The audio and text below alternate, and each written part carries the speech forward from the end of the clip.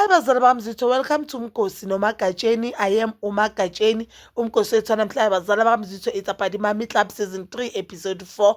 Guys, Imami Club is back, but this season it doesn't give us that mfutho. It doesn't give us nje leya nto leya kusibukele, but mhlambe it's too early. I just the mom is too early. I just feel like this season iyabhora. Abo mama the mummies who are here nje bayabhora. Uyababona nje ukuthi izoba nama fight unnecessary because nje from season 2 kuya nje sorry guys, from episode 2 since this episode angibonanga mina into engake nesigaca.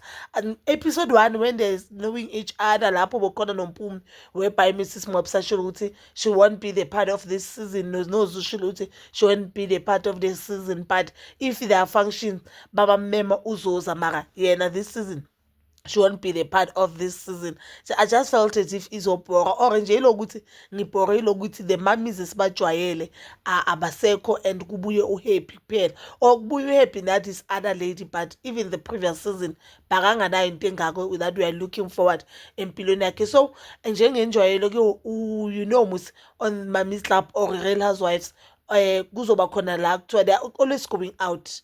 So they went out, but this time bakisho uHappy, and uHappy she was the one who's paying. Guys, uHappy had itoknyana on jacuzzi no Vuyo ati there they were talking about how their late husband bandlulile. We just found out that umyeni kaVuyo naye undlule njengomyeni the first husband, so ngingathi lowa manje because she's currently married. The first husband kaVuyo naye indlule ngendlela i-husband kaHappy indlula khona, boyi-2 bandlule bahambe emhlabeni banamanye ama-girlfriend bahambe emhlabeni the day the last days they were with ama-girlfriends wabo or ama-side chicks wabo kumele ngibeke. So Happy guys uthi whenever she's posting umyeni wakhe, a lot of people guys bathi she doesn't deserve to mourn i-husband yakhe. No, not ukuthi the husband doesn't deserve ukuthi uHappy ammonele or amrespect, you know leyo nto leyo yesilo. And guys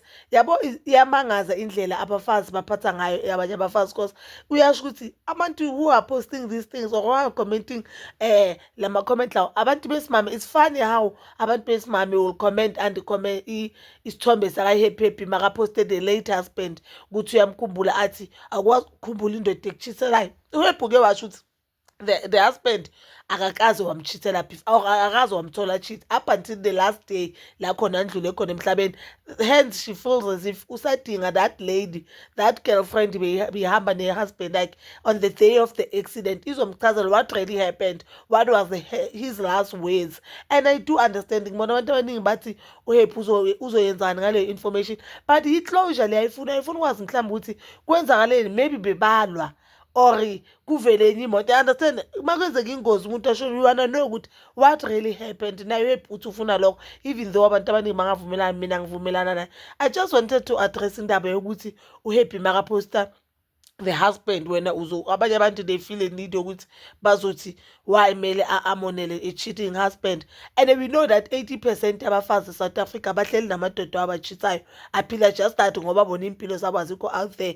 They feel as if mele basho kanje kuHappy. Mina I do believe ukuthi uHappy if feel as if ufuna ukuzilala lendoda yakhe makayizilele guys. I mean like uyasho ukuthi beyimthanda beyimhlonipha yamshada ayikaze futhi wayibamba mhlambe beyiqala nokucheat. You'll never know guys. And even if bengacala ukucheat, if bengahleli naye that means bangasayithanda. Angithi ukuthi bangasamthanda divorce. So if bohleli naye you have all the right ukuthi umzilele nangesintu ke uzugcoka impahla ezimnyama. But bazami sitho, that is all for now. Please comment down below ukuthi uyibona kanjani this season of Mami Club, ikunika le mfutho or not. And please don't forget to like, subscribe, share and hit that notification button. Inithanda ukuya nokubuya.